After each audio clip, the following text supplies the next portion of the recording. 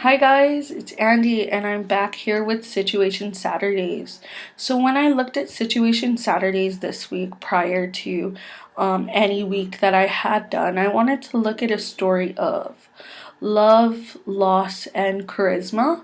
And when I look at all the books I read and any situation I've been in and what book I feel like is so relatable to me, and I look back at the book called A Walk to Remember by Nicholas Sparks. Many of you might know what A Walk to Remember is, and it was a book that Nicholas Sparks had created years ago, and they turned it into a movie. And A Walk to Remember, when I was kind of going through all the books that I had read and all the books that I want to read for Situation Saturday, I felt like based on the book that I provided, which was The Longest Ride for Flashback Friday, I said, why not go with a theme and use Nicholas Sparks again as my Situation Saturdays? A Walk to Remember is kind of a book that brings you back in time. So you have Landon Carter, who is the main character, along with Jamie Sullivan. Landon Carter kind of looks back on his life when he was 17 years old. Being a 79-year-old man, he wants to look back and look at the most memorable moments of his life. And he looks back at when he's 17 years old.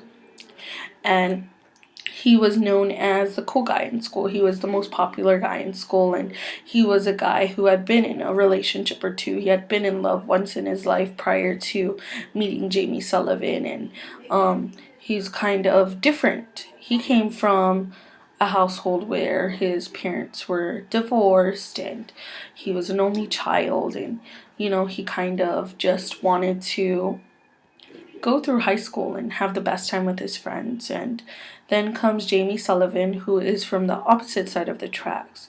She had lost her mother years and years ago. Her dad was actually a preacher at the local Baptist church, and she was a good girl, like a goody two shoes, you would say. She had never had a boyfriend, never been asked out on a date. She kind of helped her animals, and she helped at local orphanages, and she was more of the good girl and somebody who wanted to help others. And Landon was kind of a bad guy, and he just wanted to have fun and party as a 17-year-old, any 17-year-old would want to do. So what happens is they don't cross paths and Landon falls in love. What happens is they are put as partners at their local dance, and sparks fly where Landon begins to fall in love with Jamie, and he feels like they would have a great life together. And even though Jamie was very hesitant at first, she did fall in love with Landon, but something was holding her back, something very secretive that she kept to herself because she didn't want people to pity her. And what happens is later on in the novel, you find out that Jamie has cancer, and it is a kind of cancer where it was so she had known that she had it at a young age, but there was no cure, absolutely no cure for the cancer that she had. So, you know, Landon finds out about it, and, she kind of explains that that is the reason why she was so hesitant to be with him. And even though she has cancer and she's dying, it is inevitable that she is going to die. Landon still wants to be with her, and he still wants to make a life with her. He wants to marry her, and he wants her to fulfill every kind of wish she had on her wish list because she was dying. And so they would go through the series of lists that she had, like get married at the local church, to be in two places at once, to fall in love. And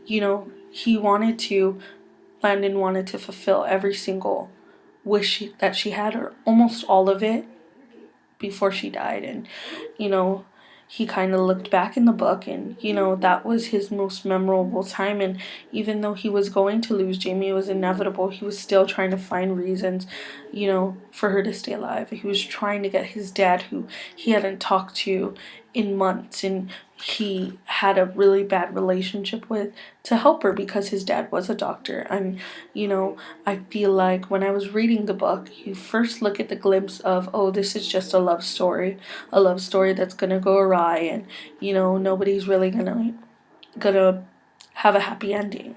But what happens is, although Jamie is going to die, and she does, um, it kind of just makes you appreciate things in life. And what I found through the book wasn't basically just the love story. It was kind of like Jamie was an angel sent to Landon to help him fix his relationship with his dad, to help him understand that, you shouldn't take life for granted, and love is all you've got. In the end, love is all you have. It's not materialistic things. It's not how many friends you have. It's not how many people know you. It's love, and it's building kind of trust in somebody and loving somebody to the fullest, and just being a compassionate person. And Jamie taught Landon all those things, and I feel like I wanted to use that as my situation Saturday to kind of, for me to kind of, I guess it helped me understand